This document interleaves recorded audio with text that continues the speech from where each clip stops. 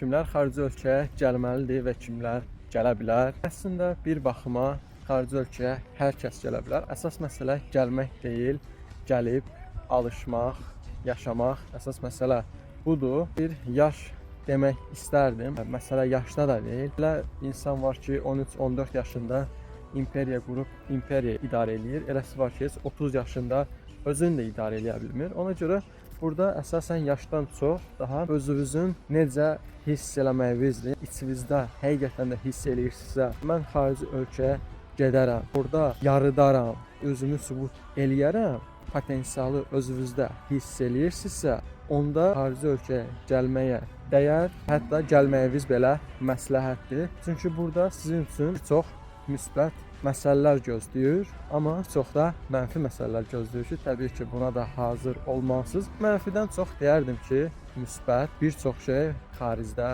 sizləri gözləyir.